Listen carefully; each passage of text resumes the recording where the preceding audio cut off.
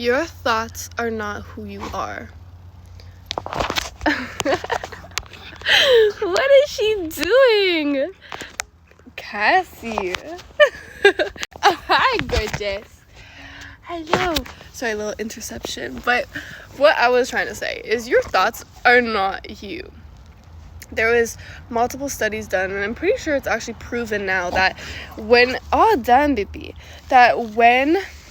you're around somebody, you actually pick up on their thoughts and vice versa. So thoughts are transferable. Thoughts are malleable. Thoughts are a representation of the mental state that you're currently in.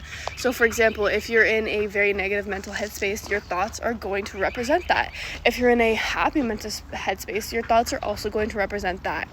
One thing that we're not taught is that you actually have the power to choose the thoughts that you think.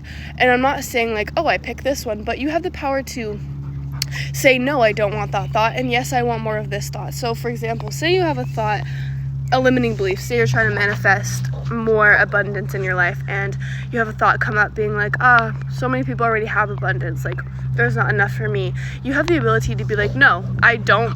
All done. You have the ability to be like, baby, all done. You're calling on you. You're so cute.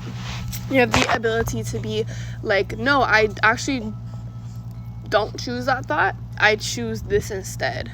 And so a personal example would be, let me think.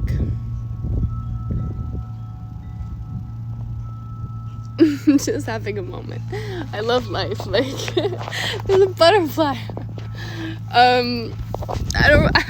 None are coming to mind right now, but you have the ability to say yes to a thought and ruminate on that thought, and say no to a thought and ruminate on the no on that thought, if that makes sense. I hope it does. You have so much power in yourself that your thoughts create reality, and this creates so much fear in people because we have an understanding that our thoughts are not us and we actually can't control our thoughts.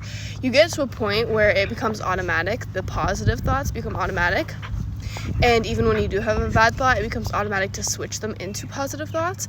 But while we're still transferring from the negative thoughts to the positive thoughts, I want you to have the baseline knowledge that you are capable of saying, no, I don't choose this thought, and I choose a new one instead. One thing that I tell my clients that has really helped is every time you have a what if negative thought, I want you to transfer it to what if it's the best situation ever. So for example, say you're going into a test and you have, oh my gosh, what if I fail? What if I don't pass this grade? I want you to switch that consciously into, what if I get the best grade in the whole class? What if I ace this test? What if I make honor roll? What if I graduate early? What if all these? And I want you to switch every single negative, limiting what if thought into the best possible outcome. I hope this helps. Mwah.